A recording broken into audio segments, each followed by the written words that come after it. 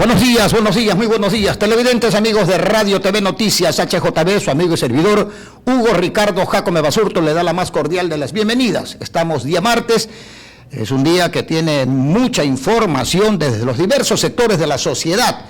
Hace pocos instantes se dio una importante marcha del sector de la transportación pública sobre la temática esta del alza del precio de los combustibles. También va a haber una rueda de prensa, estimada Laurita, con los distribuidores de combustibles también, entre otras cosas. Pero el tema de la inseguridad es una situación que ya prácticamente ha roto el celofán, como dirían los argentinos, ¿no? El presidente de la República, muy suelto de hueso, señala que esto es un Edén, un paraíso terrenal donde hemos recuperado la tranquilidad. No sé si estamos viviendo en alguno de los anillos de Saturno o en el lado oscuro de la Luna. Pero el señor presidente también debe entender que si no hay políticas públicas en términos de generar empleo, definitivamente le estamos haciendo el caldo gordo a la delincuencia. Más aún si hay desempleo, y peor aún si no hay los incentivos para las empresas que generan trabajo, producción, desarrollo, progreso. Definitivamente estamos haciéndonos un verdadero autogol. Y me refiero a este tema porque de alguna manera u otra golpea a un sector muy sensible que son los ciudadanos privados de la libertad.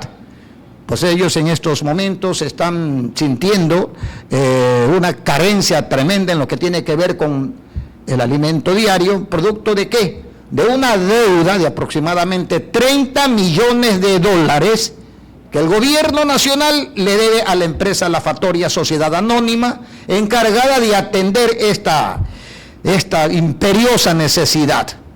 Pero que resulta, se les da largas al asunto, es fácil, ¿no? No te quiero pagar, te busco algún justificativo, algún ardid, más allá de la ley, para ponerte primeramente en tela de duda ante la opinión pública y por allí ver la posibilidad de que definitivamente no te quiero pagar, darle largas al asunto. Hemos hecho ya algunas investigaciones sobre esta temática, pero qué mejor que sea el mismísimo gerente de esta empresa, La Fatoria Sociedad Anónima, el señor Richard Villagrán, ¿verdad, Elizabeth? A quien justamente lo tenemos en estos instantes vía Zoom. Mi estimado amigo Richard Villagrán, ¿cómo está usted? ¿Cómo ha pasado? ¿Qué tal? Buenos días. ¿Qué tal, Hugo? Buenos días. Gracias por el espacio y un saludo a toda la radio audiencia. Un placer. Acabo de mencionar en este preámbulo, digamos, un tanto descarnado. Quisiéramos conocer de primera mano con usted, obviamente, cuál es la situación, por qué se generó esto, 30 millones de dólares, perdóname, no es pelo de rana, y esto de alguna manera u otra a ustedes los orilla para reducir personal, y con esto se va a acrecentar obviamente el desempleo en este país. Bienvenido. Muchas gracias, Hugo. Sí, es una situación muy trágica cuando luego de lograr producir empleo en el Ecuador por más de 28 años, 1.200 puestos de trabajo, 1.200 familias, padres de familia, ver cómo por una información totalmente errada, sin una gota de evidencia, se tienen que perder empleos en el Ecuador, sobre todo en estos momentos. 420 trabajadores de nuestra empresa han tenido que salir. O sea, es luego de tener años de seguridad, años de tranquilidad con nosotros. Y pues eso es lo más trágico en este momento. Cómo el gobierno usa, en nuestra forma de verlo, su herramienta más fuerte, que son los medios. Este gobierno usa de una forma caótica, de una forma terrible los medios, ¿no? O sea, a su favor y en contra de quien de alguna forma puede sentir que puede ser un contrincante o un posible enemigo, no lo sé. No, nosotros no tenemos bandera política, nunca la hemos tenido. Somos una empresa seria de 28 años de reputación. Yo soy un empresario y me he dedicado a mi empresa 28 años. Somos dos accionistas, mi esposa y yo. Hemos creído en el país, hemos reinvertido el 99% de las utilidades que ha generado nuestra empresa en el país, creando fuentes de empleo industria panadera, industria arrocera, logística. Ha sido una situación de muchos años, de mucho esfuerzo, como para que en dos comentarios del presidente, repito, sin ningún tipo de evidencia, destruya la reputación de nuestra empresa, ganada durante 28 años. Hoy nuestros clientes, hemos perdido 16 clientes hasta el momento. Hemos tenido que dejar ir a 420 trabajadores. O sea, hay un perjuicio enorme. Nuestra reputación está por el piso. Los bancos no nos quieren ni mirar. Nuestros proveedores nos han dejado de proveer. Es una situación caótica. ¿Por qué no investigaste? ¿Por qué no viste? ¿Por qué no preguntaste al SRI si nosotros le hemos comprado esta agua a alguna empresa? ¿Cuánto tiempo te puede tomar preguntar al SRI? ¿Cuánto tiempo en revisar un reporte rápido de inteligencia que no existe, por cierto? No hay nada. Antes de salir y decirle a la población ecuatoriana que nosotros financiamos el crimen organizado, que nosotros tenemos algo que ver con el narcotráfico, con el ingreso de armas. ¿Por qué no te tomaste 10 minutos y pensaste en los cientos de ecuatorianos que han perdido su trabajo? Y en en los cientos de proveedores que no están recibiendo hoy su pago porque nos debes 30 millones de dólares desde el año pasado. 20 millones de dólares del desayuno escolar y 10 millones de dólares del servicio de alimentación a los privados de libertad, que lo hemos hecho durante 12 años de una manera responsable. En 12 años nunca le ha faltado la comida a un privado de libertad. La gente puede ser que no le guste eso, pero al final del día son personas que están en la cárcel cumpliendo una pena y son responsabilidad del gobierno. El gobierno está obligado, ellos están cumpliendo, no tienen otra opción de comer. Si no les da de comer, se mueren. Así de fácil, de inanición, lo que tú quieras. Hoy, los privados de libertad, se están sirviendo una comida al día, y por así decirlo, comida, porque no veo ningún tipo de proteína en esa comida. Van a empezar a perder masa muscular. Van a empezar a perder por lo menos, y lo digo solamente porque tengo 28 años de experiencia en esto, por lo menos media libra de peso al día. Ya privado, sí. Efectivamente, yo iba a esa temática, el efecto nocivo dentro de ese conglomerado social, que de por sí es absolutamente sensible allí, en los centros de las cárceles, digamos, para ubicar una puntualización muy popular. Hay falta de todo, no hay atención médica, no hay salud, hay casos de tuberculosis, casos de SIDA, y si a eso le agregamos, televidentes amigos, la falta de comida diaria, pues ya ustedes más o menos imaginarán lo aberrante que es vivir bajo estas circunstancias. Allí se está jugando la vida de centenares, por no decir de miles de personas, miles de familias, que el día de hoy hemos visto como ancianas, los familiares, ven con absoluta preocupación esta temática, y por allí les pasan de a poco un atún, una sardina, pero eso no es una alimentación básica, mínimamente básica, para que la ciudadanía o aquellos que están ahí puedan de alguna manera u otra capear el temporal. Señor Villagrán, en términos jurídicos, ¿cómo va este proceso? Entiendo que debe de haber justicia en este país, pues este país es un país de leyes, no puede ser un país de caprichos de nadie, por muy presidente que se pueda hacer. ¿Cómo va la situación ahí? Bueno, nosotros nos está patrocinando todo el choque de campaña, los medios, con información muy extensa de lo que está pasando. Pero quiero tratar de puntualizar lo siguiente. Nosotros hemos pedido medidas cautelares, también una acción de protección. Pero lo interesante de esto es que en estas dos audiencias diferentes, en diferentes momentos, hemos tenido la presencia de la Secretaría Jurídica de la Presidencia. Ya. En la primera audiencia, la propia Secretaria Jurídica de la Presidencia Viajó desde Quito a Guayaquil con un contingente de policías y militares. Es sorprendente, ¿no? Con tantas cosas que el país tiene, todos los problemas que tenemos en el país, que la Secretaria Jurídica de la Presidencia se movilice dilapidando recursos del Estado. Para una audiencia de acción de protección. ¿Qué tipo de presión está queriendo demostrar al juez? Claro. Es un tema. Yo me pregunto, ¿no? Si ella asiste a todas las acciones de protección, que se generan en el país, no lo sé.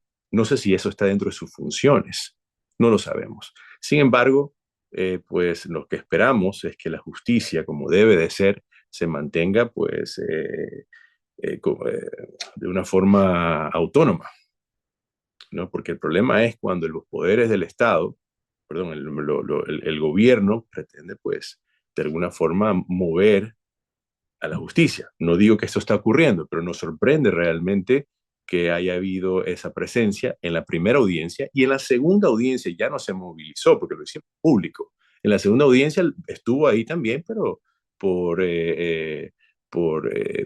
Zoom, ¿no? De una forma online. Entonces, no sé, pero todo esto es público y lo vamos a hacer público. Nada de esto se va a esconder, porque yo creo que el error que cometió el gobierno es que en pensar fueron muy rápidos, ¿no? En salir a acusar, y pensaron seguramente que nosotros teníamos rabo de paja, y no lo tenemos. Entonces, por eso yo salgo en los medios a dar la cara, por eso sale mi personal, ¿no? A apoyarnos, no porque lo hemos pedido nosotros, se reúnen y salen a manifestar porque nos conocen. Hemos trabajado con ellos muchísimos años, y cuando uno sabe y está seguro de con quién trabaja y quién es el jefe de ellos, pues sale a defenderlo, decir, esto es una ridiculez. Estimado tocayo, don Richard Villarán, le recordamos que esta es una transmisión en vivo y en directo desde la Unión Nacional de Periodistas Núcleo del Gaullas por su programación Radio TV Noticias HJB. Hay una situación que sí me gustaría que aclare ya de frente al país, porque se están jugando prácticamente, como usted muy bien señala, su prestigio, el prestigio de ustedes como entidad, como empresa. Esto de alguna manera u otra, si lo vemos en un contexto un poquito más amplio, le da un pésimo mensaje a la posible, entre comillas, inversión privada, inversión extranjera para generar trabajo, producción, etcétera, para que este país despegue, porque tiene derecho de caminar por un sendero hacia la civilización, o mediana civilización, como más nos guste, pero este tipo de actitudes de presionar a la justicia con presencia de militares, policías, generar todo un ambiente negativo, desnaturalizando o desprestigiando a una entidad como el caso de la Factoría Sociedad Anónima.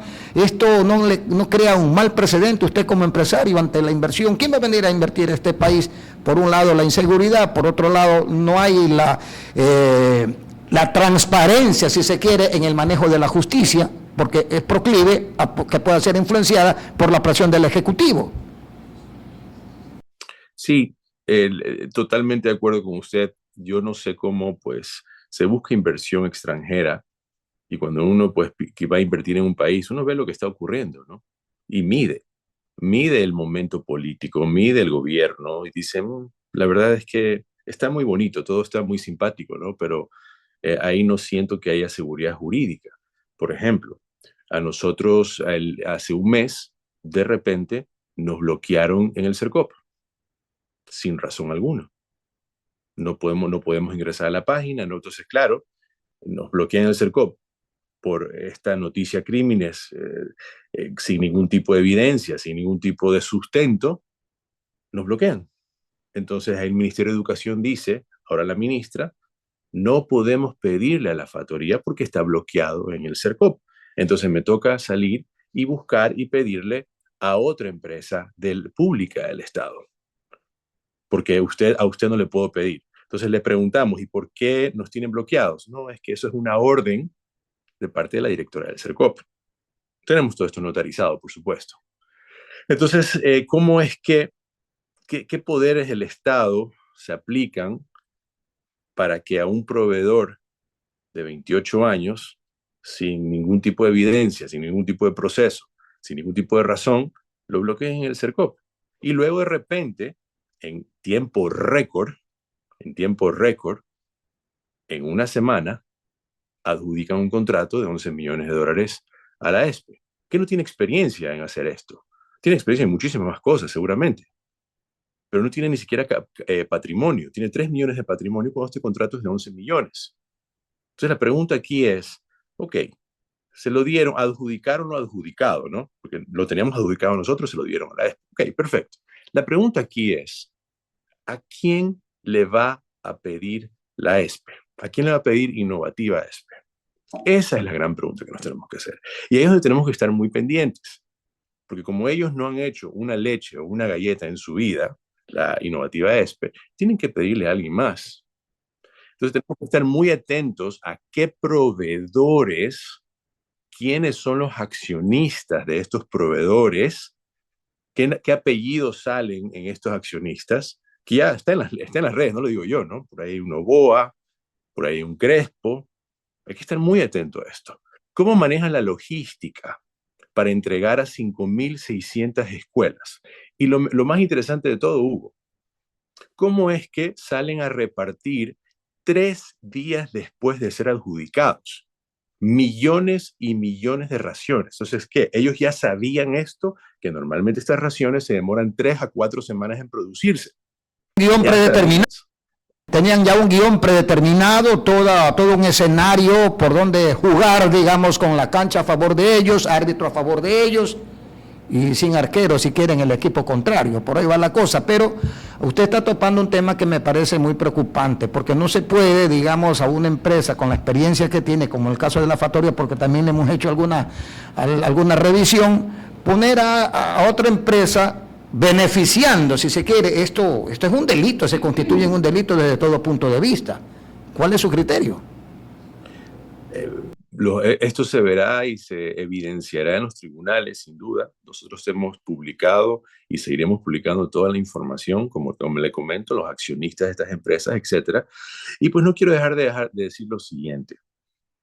Nosotros dejamos de dar alimentación en las cárceles, le dimos la alimentación en la cárcel hasta el 30 de mayo. Hoy ayer, un escrito de parte del SNAI solicitando que nos multen por no dar el servicio. O sea, ¿en qué país del mundo dejas de pagar al proveedor 5 meses, 6 meses? Le debes $30 millones.